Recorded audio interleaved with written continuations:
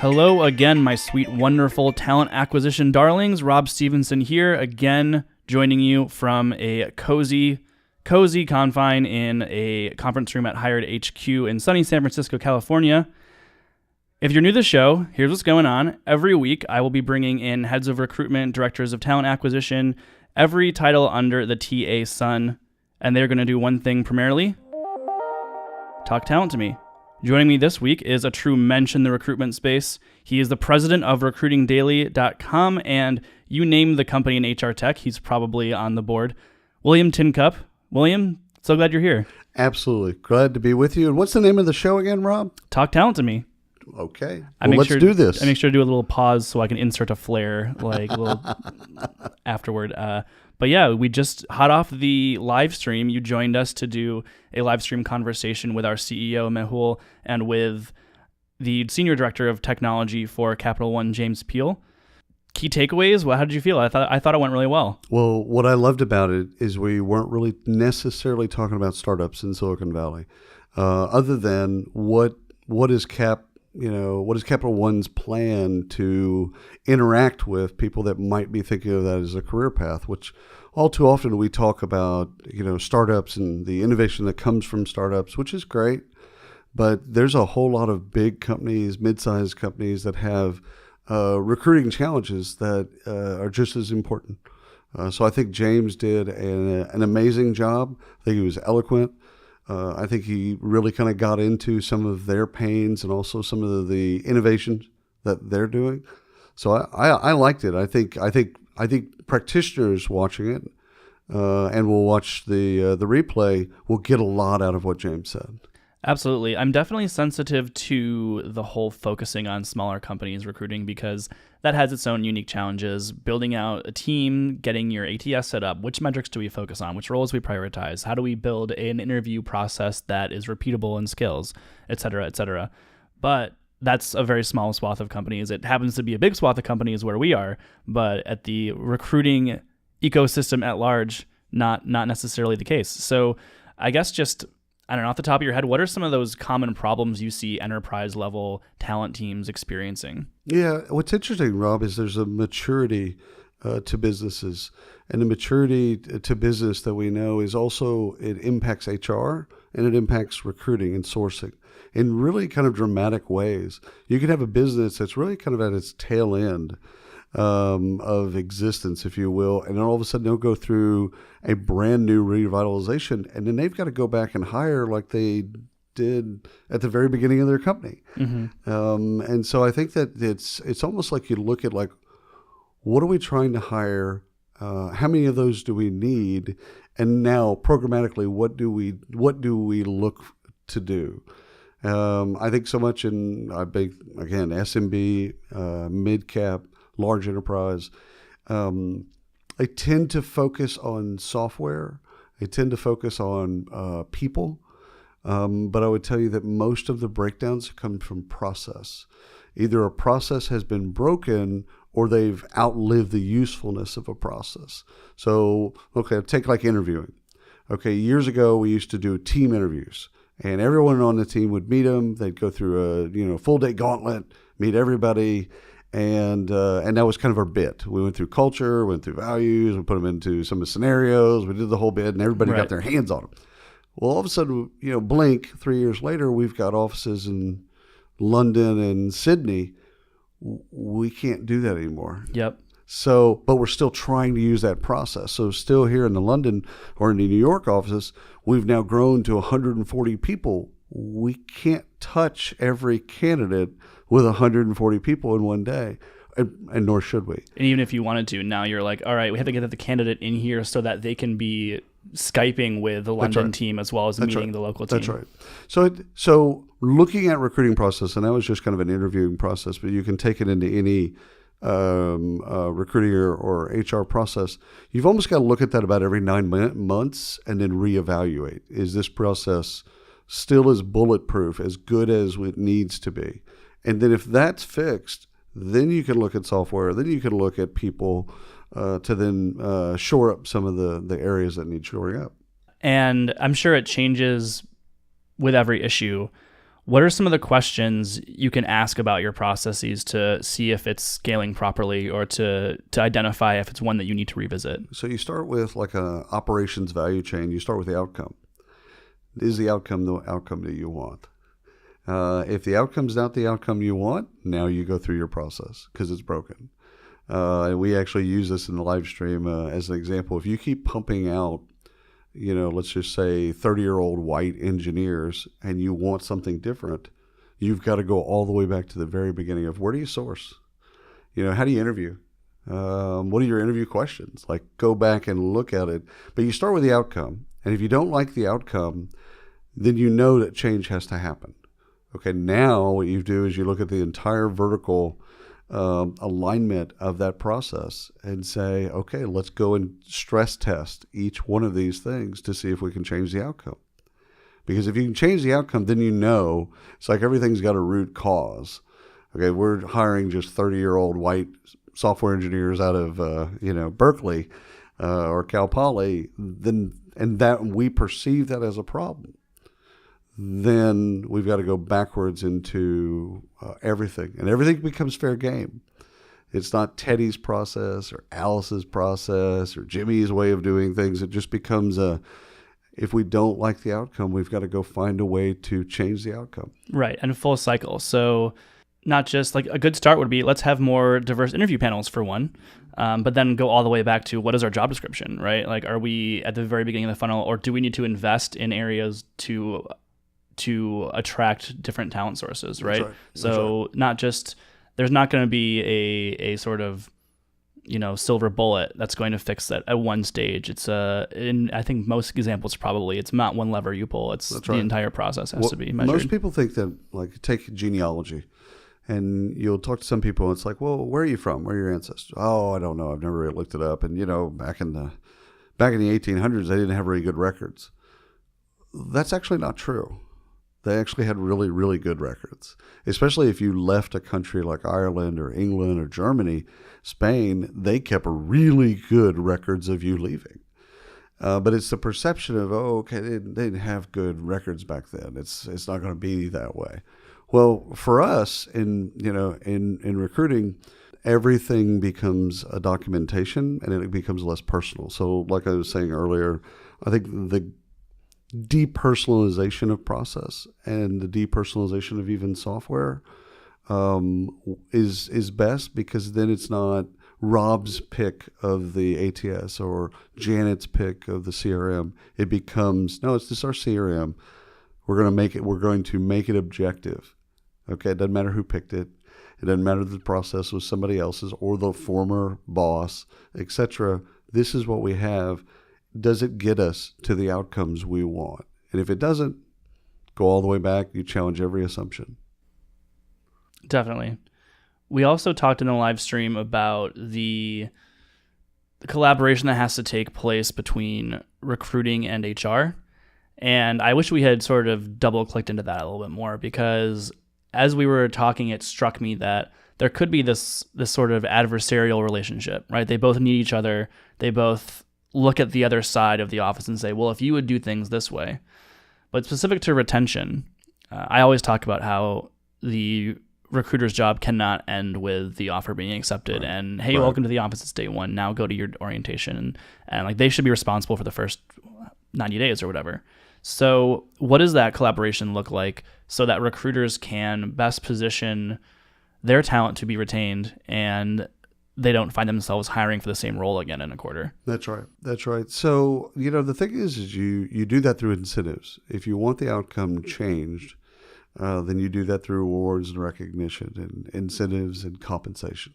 So what if we worked in a world where recruiters are paid on the annual, at the end of a person's first year and their performance rating? So not only did they make it the first year, which means that they stayed and added value, but at what level? And that's how you compensate recruiters. Let's say that was the world. Well, what does that change in everything that we do, right? I'm not now as a recruiter trying to put a butt in a seat. I'm trying to put a great person in a seat because I'm not going to get a paycheck. I'm not going to see the return on that for a year and only if they're performing. And, do the same thing with recruiting, same types of outcomes. We want to have a diverse staff and we want them to be high performers. So that's actually your metric. That's what you get paid on. That's your comp. That's your everything comes down to diversity. Okay, we want diversity, and you can take diversity in a lot of different ways, right? We want diversity of experience. We want age and gender and race, creed, color, all of that stuff. Like take all of those and say, you've got to tell us a story of diversity, one, and they have to perform. So now HR is incentivized to then go work with recruiting. No more blaming because I'm not going to get paid. I'm not going to get my bonuses. Right. That kind of flips everything because whenever the recruiting metrics conversation always comes up, and the way that a lot of people will answer it is they'll say, well, we look at time to fill, we look at diverse pipelines, and we look at speed to hire, but ultimately what the number one metric we look at is hires, offers accepted. That's right. And so you're saying that's oh, it's terrible because it's a de-incentive. I mean, well, no, it's an incentive. It's an incentive not in alignment with your outcome to fill a role, which is not the outcome, right? The outcome is a quality hire. Yeah, in London they say bums in seats, but that's all it is. You're essentially as a leader incentivizing your people to do something that's counter to your interest. Yeah. By just filling jobs. I don't want you to fill jobs. I want you to fill jobs with the diverse, the definition of diversity as we've come up with it, and they have to be high performers. If you can't do that, then you don't have a job. Right. Now you've forced alignment. Now recruiters because at the beginning of the bit, you're already kind of starting to identify kind of a HR versus recruiting, sales versus marketing, and a lot of the blame game. And that does happen. You're spot on. It happens every single day. You'll talk to a group of recruiters, they're going to at one point talk disparagingly about HR. You talk to a group of HR people, and it's just a room of HR, and they're going to talk at one point disparagingly about recruiting. That is the world we live in. Now, how do we envision a world that we want that's different? And I think if business owners really, truly believe in diversity, I do. I mean, I'll tell you mine, and it's a much broader definition in the way that we think about it, but diversity for me creates conflict. And conflict is hard, it's painful, but it has a best chance of creating innovation. So you can't get one to get to the other. Like if you and I, let's say you and I both grew up in Santa Barbara, went to the same high school, maybe I was a couple of years older. We both went to Pepperdine, both with the same fraternity, and now we're out and we're both in marketing for software firms. We've got essentially the exact same experience. Right. You and I having a conversation in that instance, easy peasy. Yep. Like you can already read my mind. You're going to finish my sentences. You already know, because you know my experiences. You already know everything about me. So work in that environment is so easy. Right. Because there's no disagreement. Yeah. We know each other. We live essentially the same life. Problem is in those environments, you're also less likely to innovate. Or change, right? Or change. Change occurs, historically, there's some drastic change in the environment, and then everything adapts to it, right? That's right. So that I believe is one of the best stories about diversity. Is why do we do it? Well, we do it to innovate. We want to push. We want to push these little bouncing balls into each other and see what kind of comes from it. So if you tell HR and recruiting the outcome, high potentials. Mm-hmm. We need people that perform. I don't need you to go get me a diverse group of C talent. Right. That doesn't help us. We need A talent, maybe even B plus talent, and we need them to be diverse. And here's our definition of diverse. Great. That's now both a goal of both HR and recruiting. Yep. And you align those interests. Now you don't have the blame game. Now you don't have versus. Now you have the exact same alignment. Now they're trying to figure out how to do it to where they get to these outcomes. And you can do it maybe not just on the annual. Maybe you bonus on the first 90 days, 180 days, or, you know, and you kind of move it across where you give them some bonuses for those people both being there, getting through the process, being there, and then adding value. And they get to that, they get their incentives based on that. But you've got to redo, one way or another, you got to redo incentives, or you're going to essentially get the same outcome. Would that look like maybe variable comp, or maybe your bonus is dependent on this? Because I feel like it would be pretty radical to just say, hey, everyone, I know you signed on for this kind of pay structure. Now, to incentivize what we actually want in this business, which is people sticking around, we're going to flip how you get paid. Probably there has to be a little bit of easing into it, yeah? It's definitely going to be kind of an easing. So you start with none of their comp comes from it right now. And so I do it as an additive bonus. I'd say, okay, here's the deal. What we're going to do is we're going to now give you 10% of that person's pay. And we're at 90, 180, 360, et cetera. We're going to now kind of cut that across these, and we're going to give you a part of their pay, okay? If they stay, and if they perform, and if they're diverse. If they're not, you don't get their pay. Now it becomes a bonus you can control. And so bonuses that you can't control are frustrating. Like, okay, how many MQLs in marketing speak, marketing qualified leads, or SQL, sales qualified leads? Okay, how many can you create? Well, it kind of depends on how much money do we have in budget to go create the MQLs. Sure. What are we doing on the activity level? But if someone gives you the goal of MQLs, let's say, and gives you none of the tools and resources to go get it, it's the most frustrating thing in the world. I have the MQLs goal hanging over my head, and I have no reasonable way of getting to the goal. Right. Or is it the quarter is like, all right, 20% more than last quarter. Okay, right. What more resources do I have? None. Yeah. No. So I don't have at least 20% more resources. So I think that's the way that you look at HR and recruiting, and that is I would do it as an additive. Do it slow, start taking some of their pay away, start easing that up to where it's like 50-50. You've got a stable check, you can pay your bills, but the lion's share of your comp, the great comp, you're getting paid more than market. You just got to do these two things. Changes everything. Changes, like, if you ever want to study this, the best place to study it is in sales compensation.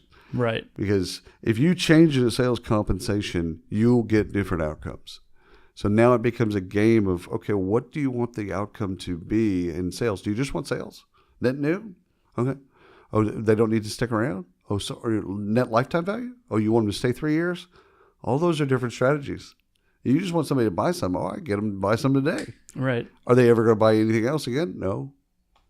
Sales comp they've probably the best organized for this discussion because they've got it right. Yep. And sales leaders could drive in and go, okay, the outcome's different now. We need to actually incentivize people in a different way. Right. And the best salespeople at a certain point in their career or at a certain company, they're farming, right? Their accounts are all renewing because they picked good accounts that they knew were going to succeed and who they've invested their own time in. So in the same way, recruiters, like, maybe 1 year, 2 year, like every year this person sticks around. So an interesting thing that happens in the software market is salespeople being comped on implementation. Uh-huh. So instead of just being solely comped based on the sale, they're being comped, okay, you get some money there. You get, does the implementation go and is it launched on time? Okay, you get a bonus there. Then you do NPS 3, 6, 9 months later, and is the NPS score where it needs to be, you get another bonus there. Which, by the way, is doing the same thing with sales and customer success as you were talking earlier about between recruiting and HR. What the good thing about that, again, and to understand the alignment, is if salespeople are out there lying, to get the sale, then the implementation is going to be really tough, and the customer's really going to have a hard time being happy. And so that actually creates a real hardship for the firm after the fact. Well, you got the sale, and that's great, but you actually created a customer that's not going to like us. not a good customer, probably have no chance to be a good customer. So if you want to cut out that riffraff, you basically align that type of sales culture and say, okay, well, hey, you can say anything you want to in the sales process. Cool. We're going to let you. However, here's where that's going to come to life. Right. If you don't want these 2 bonuses, keep doing what you're doing. Right. And so for a recruiter to go into an HR meeting and ask questions about the candidate lifetime, they're going to be looking at stuff like, okay, what does onboarding look like? Mm-hmm. What is the culture of this team really like? Well, that's probably even before they go out to recruit. They want to know like what exactly this person is getting into. What's the career path, right? Like what's gonna like if this person wants to be a manager in 18 months, is that even possible here? So what's great about that and the change that's happening there is they've got to actually become advocates for the candidate. Right. As opposed to advocates for the firm. Yep. Because if they're advocates for the candidate, they're going to find out all that stuff so they can tell them a true story. Okay, here's what we know. We know that your hiring manager is he's kind of hardwired this way. Here's the type of questions they're going to ask. Here's what's important to know. Because the more you know as a candidate, the better prepared you are, and there's no shock and awe. So that when the hiring manager does something, then you're like, oh, okay, yeah, this is bad. I get it. That's cool. There's no shock and awe. Your recruiter becomes your kind of a person that helps you wayfind through the organization. Yes. And the more that they do that, the more that they're your advocate as a candidate, I think the more in alignment they are with the future goals. Because that person, they never feel like they were lied to. Yeah. It's like, oh, yeah, Randy told me that. Yeah. Okay, I remember that now. Right. But if they never were told, then it's worse because they think they were lied to. Like, you knew that and you didn't tell me. Right. Like, why would you not tell me? And it creates all this ill will. And I think recruiters that think the long term, they're not in the business to create ill will. Definitely. And that's probably we were talking about if you get HR people alone in a room, they'll disparage recruiting. That's probably what they say. They're like, these recruiters didn't tell them what it was going to be like, and now they're coming to us complaining about what it's like. That's right. And if this had started in the sourcing process, in the phone screen, we wouldn't be here. We'd have someone that was okay with it. I tend to, when I recruit, actually tell them everything. Yeah. The faults, the bad acne, just tell them everything. Almost in a way of saying, you're going to know. Right. You might not want to know, but you're going to know. And then you need to make the best decision you can make. I kind of feel like, and I always wanted to do this. I never did, but I always wanted to take the CIA's interview because I've heard from friends, at least, that it's the interview process itself, the goal is to break you. Right. So at one point they're going to break you, right? It's just a question of when. And really what they do is they're looking for the lies. So when they ask you a question, have you ever done this? Have you ever done that? If you don't say yes, or if you don't answer correctly, they'll stick on you until they catch you in a lie, and they'll break you. And so as a candidate, you have no option to not tell the truth. Did you smoke weed? Have you done coke? Did you do this? Like, you just got to, because if you don't, they're going to catch you in that lie because they've got all the information on you. Right. They already know everything about you. Yeah. And I find that whole I never got to do it. I should have, but I never got to do it on my own. But I think that's almost how we should interview for everybody. Like, just be truthful. Okay, both ways. Okay, when you ask me, hey, what's the CEO like? I'm going to tell you. Okay? I'm going to tell you the truth as I know it, my truth, my version of the truth. I'm going to tell you that. And when I ask you, hey, how do you like to work? I don't want the perfect answer. I don't want you to give me what you perceive that I need to hear. Tell me what it is. And I think that the more we're honest with one another on both sides, the faster we get to fit. Which is the goal for both parties. I think we did touch on it a little bit during the live stream. It really is a game of match. Yep. And for both parties. And it's always been that game. There's nothing new. It's not a new game. Right. And you don't need to necessarily hook your your customer success intern up to a lie detector test. Yep. But what the whole notion of breaking someone is, let's dig into that thing that is going to make or break your happiness here. And so the more honest and upfront you are about what's bad, then you'll get that one question that they pause and they're like, okay, Tell me a little bit about that. Yeah, exactly. And vice versa. So that two-way street of you as a candidate coming to the job interview ready to take me through a gauntlet. Like this, we're not living in the 70s. It isn't a parental relationship. I don't know if it was ever supposed to be a parental relationship, but it isn't now for sure, especially in the Valley. This is a peer-to-peer relationship. I'm trying to figure out if I want to work with you. You're trying to figure out if you want to work with me. Okay, we're both adults. There's no kids here. So let's ask adult questions. Let's talk, and let's figure out if this is the best next step for both of us. I love the notion of essentially anti-recruiting. Mm-hmm. You kicked off the live stream by talking about how good employer branding is an attractor and a repellent. Mm-hmm. And so you want the people who would not be happy or successful for whatever reason to not sign up. So in the same way as you're interviewing someone, it's okay if you get to a point where you decide, you know what, maybe you're not a good fit for this role. Shake hands, be friends. Right. As opposed to like learning that, keeping it to yourself and saying, well, I can probably still get you in. Yeah. No, don't. Yeah. Don't get me in because I will fail. Right. You put me in an environment where, good for you to get a butt in a chair, bad because I'm just not going to flourish in that environment. I think that, again, I think on the repellent side, you've got to tell a story that's authentic to the brand and to everyone in the brand.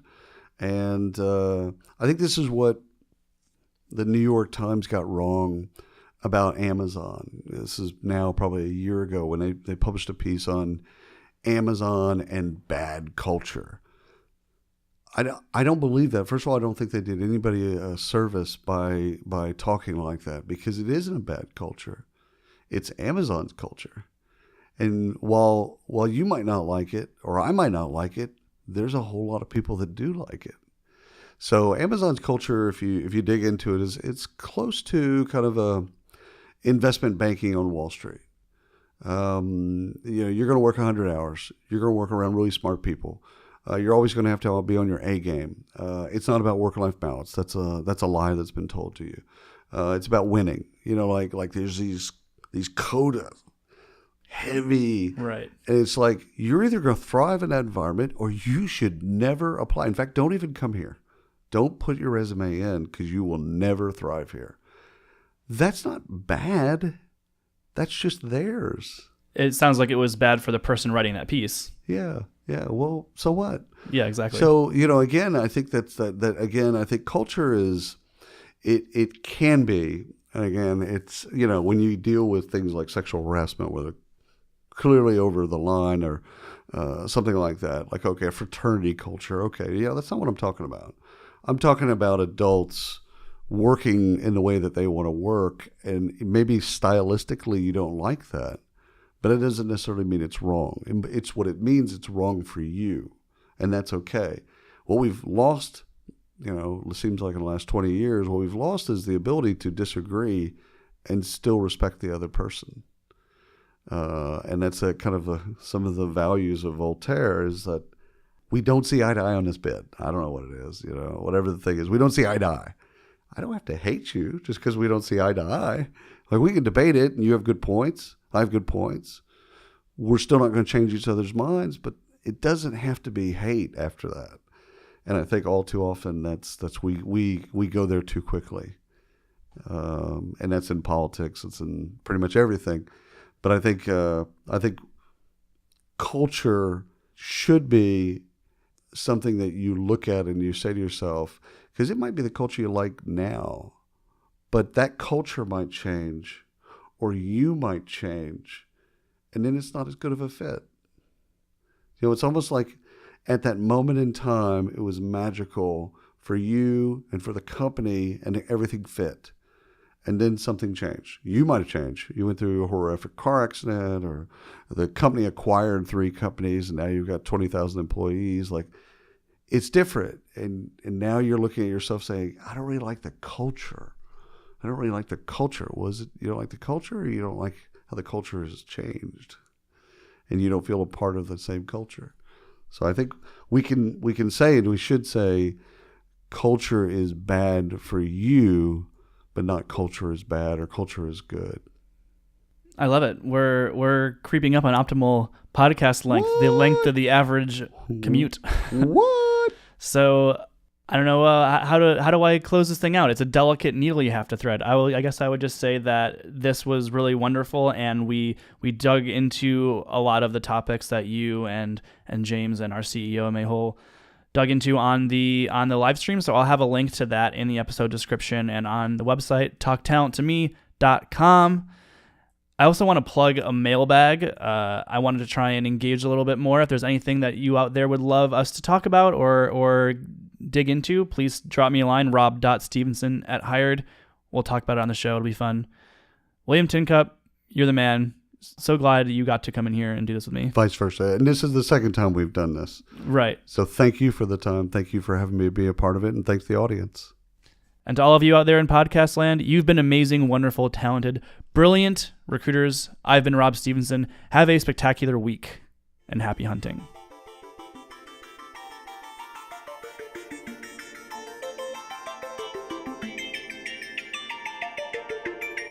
Talk Talent to Me is brought to you by Hired, a double opt-in global marketplace connecting the best fit active talent to the most exciting recruiting organizations.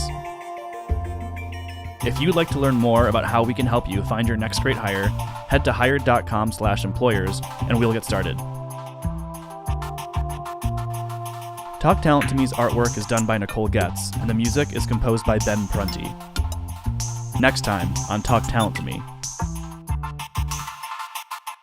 To me, I think it means that our workforce looks very close to our cities. So like, if you are in Washington State, and if you look at the EEOC demographic numbers or something for Washington State, and you find that for the last 3 years, there's 25% representation of a specific demographic, then I would hope that in your everyday, like Seattle or Washington State company, you would be pretty close to that demographic number in your workforce. For more from Ashley Doyle, Diversity Sourcer at Microsoft, subscribe and tune in next time.